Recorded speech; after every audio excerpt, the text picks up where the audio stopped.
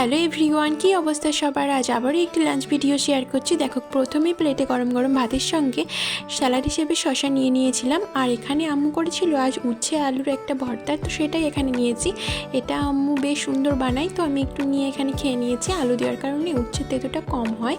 তারপরে দেখো, এখানে আমি নিয়েছি ইলিশ মাছের ভাজি। তো ইলিশ মাছের তেল তো আমি বরাবরই পছন্দ করি, আর তার সঙ্গে একটু ভাতের সঙ্গে মাখিয়ে নিয়ে একটু একটু করে ইলিশ মাছটা ভেঙে ভেঙে তারপর খাচ্ছিলাম। বেশ সুন্দর স্বাদ ছিল আর খেতেও খুব ভালো লাগে। আর তোমরা কারা এরকম ইলিশ মাছের ভাজি পছন্দ করো আমাকে কমেন্ট করে জানিও। আমি তো বরাবরই ভালোবাসি। তো এখানে দেখো, আমি একটু একটু করে নিয়ে ভেঙে ভেঙে খেয়ে নিচ্ছিলাম। বেশ সুস্বাদু হয়েছিল।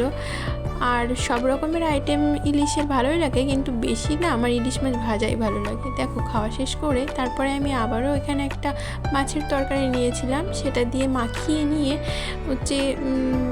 খাচ্ছিলাম একটু একটু মাছ ভেঙে। এটা পেঁয়াজ লঙ্কা দিয়ে রান্না করেছিল, আঠা আঠা করে, বেশ সুন্দর হয়েছিল, ঝাল ঝাল খেতে হয়েছিল। তো আমি এখানে একটু করে মাছ ভেঙে ভেঙে নিয়ে বরাবরের মতোই খেয়ে নিচ্ছিলাম। তোমরা সবাই আজ কে কী দিয়ে লাঞ্চ করেছো আমাকে নিশ্চয়ই কমেন্ট করে জানিও। এই দেখো, পরে আবারও আমি একটু তরকারি নিয়ে নিয়েছি ভাতের সঙ্গে। এটা করেছিল আলু দিয়ে সয়াবিন দিয়ে একটা তরকারি, এর ভিতরে ডিমও দিয়েছিল আর টমেটো দিয়েছিল ছোট ছোট করে কুচি করে।